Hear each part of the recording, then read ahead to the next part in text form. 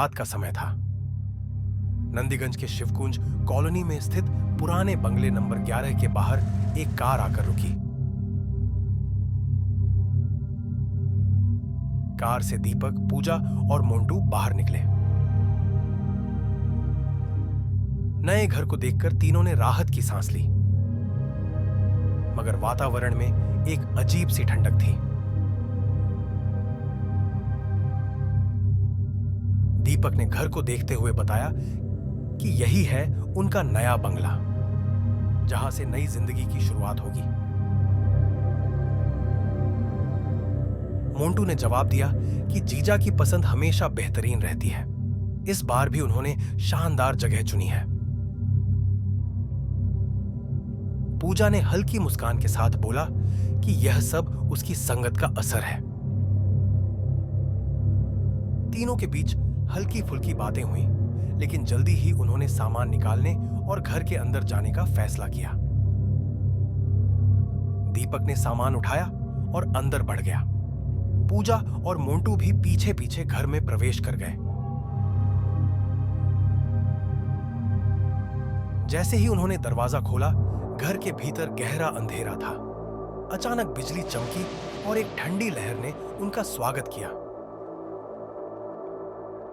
दीपक ने light on की ओर देखा कि सारा सामान पहले से सजा हुआ है। वे बातें करते हुए घर का मुआयना करते रहे और धीरे धीरे डर का एहसास भूलने लगे। रात का खाना बनाया गया और सब लोग खाने के लिए टेबल पर बैठ गए। अचानक तेज हवाएं चलने लगी, खिड़कियां हिलने लगी और लाइट टिमटिमाने लगी। तीनों के चेहरों पर डर साफ झलकने लगा। तभी एक भयानक आवाज गूंजी, मेरी बात सुनो। घर में खौफ फैल गया।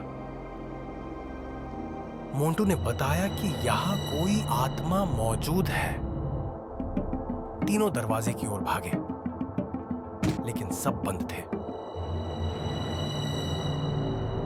अचानक मोंटू अदृश्य ताकत से टकराया और गोल गोल घूमता हुआ दीवार से जा टकराया। उसका शरीर जमीन पर गिरा और वह बेहोश हो गया।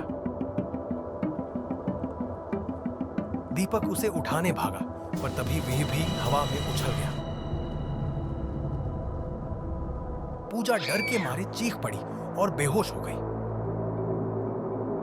लाल आंखों वाली आत्मा की आवाज फिर गूंजी। उसने चेतावनी दी कि अगर वे नहीं सुनेंगे तो उन्हें मार डालेगा। दीपक भी डर से बेहोश हो गया।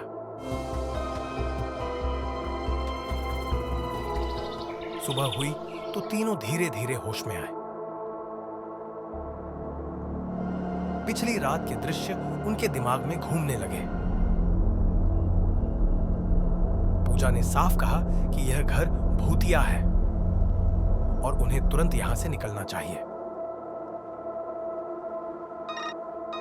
दीपक ने मालिक ओम प्रकाश को फोन किया,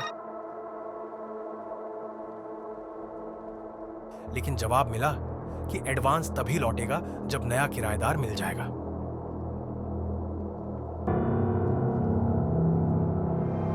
दीपक ने मजबूरी जताई कि अभी घर छोड़ना आसान नहीं है। जब तक पैसे वापस नहीं मिलते, उन्हें यहीं रहना होगा।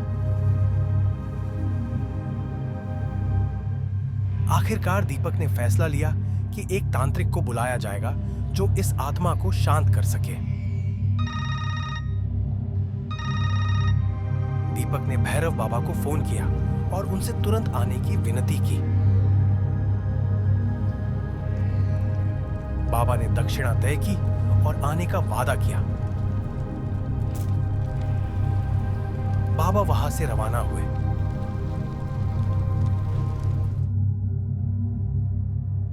रात होते ही फिर से लाल भूत की आवाज गूंजी। उसने धमकी दी कि अगर उन्होंने काल मंत्र पूरी नहीं पढ़ी तो वह उन्हें मौत के घाट उतार देगा। तीनों डरते हुए मंत्र पढ़ने लगे, लेकिन डर लगातार बढ़ता गया। तभी बंगले का दरवाजा जोर से खुला। भैरव बाबा अंदर आए और गरज कर बोले कि अब किसी आत्मा की हिम्मत नहीं जो इन इंसानों को नुकसान पहुंचाए। तीनों ने राहत की सांस ली,